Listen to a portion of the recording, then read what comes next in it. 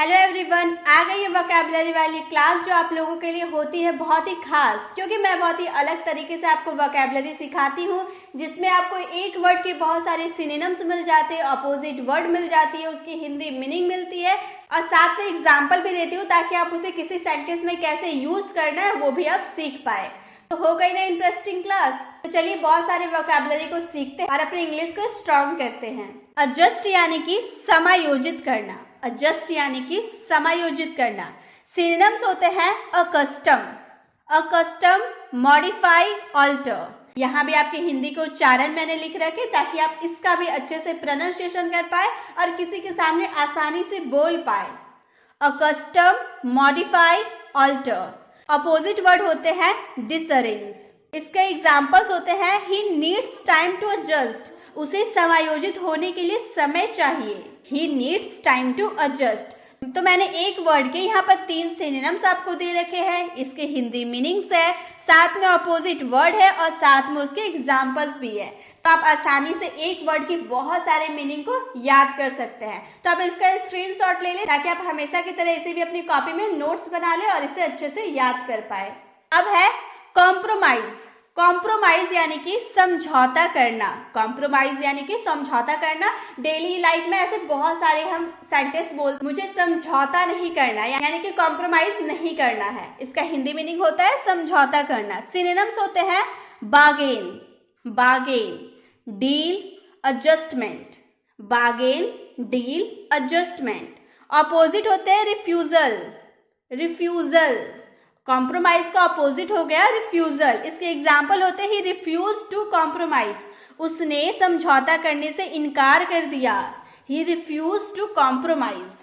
तो कॉम्प्रोमाइज यानी कि समझौता करना। अब है स्मदर। स्मदर यानी कि घुटन।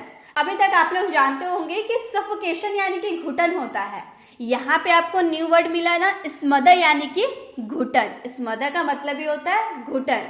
इसके सिनोनिम्स होते हैं ड्राउन, ड्राउन, सफोकेशन, चोक। चोक यानी कि गला घोटते हैं तो घुटन होती है ना, तो चोक यानी कि घुटन। ड्राउन, सफोकेशन, चोक। अपोजिट होते हैं लूज। स्मदर का अपोजिट हो गया लूज। दम घुटने से उसकी मौत हो गई, ही डाइड ऑफ सफोकेशन। या फिर आप बोल सकते हैं he died of smother, he died of drown, he died of choke. तो आप यहाँ पर किसी का भी यूज कर सकते हैं, क्योंकि आप इन सब का मतलब ही तो घुटन होता है, तो हम किसी का भी यूज कर सकते हैं, यानी कि स्मदर यानी कि घुटन। अब है बॉदर। बॉदर यानी कि चिढ़ाना, उकसाना या परेशान करना। बॉदर यानी कि चिढ़ाना, उकसाना या परेशान करना। सिनोनिम्स होते हैं इरिटेट। इरिटेट यानी कि किसी को हम बहुत परेशान कर देते हैं ना, इरिटेट कर देते हैं। Aggravate, aggravate, annoy, irritate, aggravate, annoy. Opposite होते हैं अलिविएट, अपोजिट होते हैं अलिविएट। एग्जाम्पल है his arrogant nature always irritates me, उसका घमंडी स्वभाव हमेशा मुझे चिढ़ाता है। His arrogant nature always irritates me. Bother यानी कि चिढ़ाना, उकसाना या परेशान करना। अब है लेबोरियस। लेबोरियस यानी कि मेहनती, हार्ड वर्किंग हम बोलते हैं ना, हार्ड वर्किंग यानी कि मेहनती। लेबोरियस यानी कि मेहनती। सिनोनिम्स होते हैं attentive, attentive, diligent, hard working. Attentive, diligent, hard working. इसका अपोजिट हो गया आइडल। आइडल यानी कि सुस्त, काम धाम नहीं करता है, सुस्त, आलसी जैसा पड़ा रहता है, तो आइडल यानी कि सुस्त। लेबोरियस का अपोजिट हो गया आइडल। राम मेहनती है, राम इज लेबोरियस, या फिर राम इज आइडल, राम बहुत सुस्त है, आलसी है। तो इस तरह से हम अपोजिट वर्ड का भी यूज कर सकते हैं अपने सेंटेंस में और आसानी से बना सकते हैं। तो लेबोरियस यानी कि मेहनती। अब है हैबिट। हैबिट यानी कि आदत, कोई काम करने की आदत होना, हैबिट होना। सिनोनिम्स होते हैं custom, custom, manner, routine. Custom, manner, routine. हम मैनर नहीं बोलते, मैनर, र जो होता है ना लास्ट में, जो आर आप लिखते हैं उसका आधा में उच्चारण किया जाता है, हाफ में, मैनर, ठीक है। अपोजिट होते हैं डिसिंक्लिनेशन, डिसिंक्लिनेशन। यहाँ पे उच्चारण लिख रखा है मैंने, डिसिंक्लिनेशन। इसका एग्जाम्पल हो गया don't make a habit of it, इसकी आदत ना डाले, don't make a habit of it, habit यानी कि आदत। अब है अननेसेसरी, अननेसेसरी यानी कि अनावश्यक या फिर बेकार, अनावश्यक यानी कि बेकार, फालतू, जो भी आप बोल लें। सिनोनिम्स होते हैं needless, useless, futile, needless, useless, futile. Opposite होते हैं नेसेसरी, अननेसेसरी का अपोजिट नेसेसरी यानी कि आवश्यक। Try to avoid unnecessary waste, अनावश्यक बर्बादी से बचने की कोशिश करें। Try to avoid unnecessary waste यानी कि अननेसेसरी मतलब अनावश्यक, बेकार, फालतू। वाइस वर्सा, वाइस वर्सा यानी कि उल्टे या फिर विपरीत। सिनोनिम्स होते हैं backward, Contra, again, backward, Contra, again. Opposite होते हैं सिमिलरी, सिमिलरी, सिमिलरी यानी कि मिलता जुलता, समान। इसके एग्जाम्पल है I help her the vice versa, मैंने उसकी मदद की और उसने मेरी, मतलब उल्टे उसने भी मेरी मदद की। I help her and vice versa.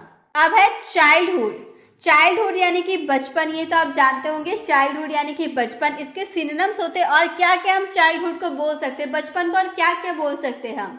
यहाँ पे गलती लिखा हुआ है babyhood, cradle, immaturity, babyhood, cradle, immaturity. Opposite होते हैं एडल्टहुड, एडल्टहुड, चाइल्डहुड का अपोजिट अडल्टहुड। इसके एग्जाम्पल है he is my childhood friend, वह मेरे बचपन का फ्रेंड है यानी कि दोस्त है, he is my childhood friend, childhood यानी कि बचपन। अब है नेबर, नेबर यानी कि पड़ोसी। सिनोनिम्स होते हैं nearest, nearest, closest, next to, nearest, closest, next to. Opposite होते हैं डिस्टेंट।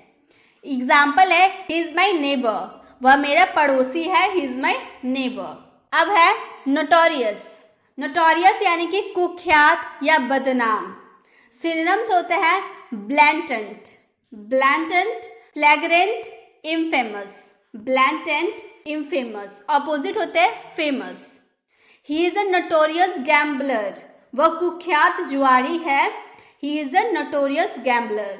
अब है नेग्लिजेंस, नेग्लिजेंस यानी कि लापरवाही या असावधानी, नेग्लिजेंस यानी कि लापरवाही या असावधानी।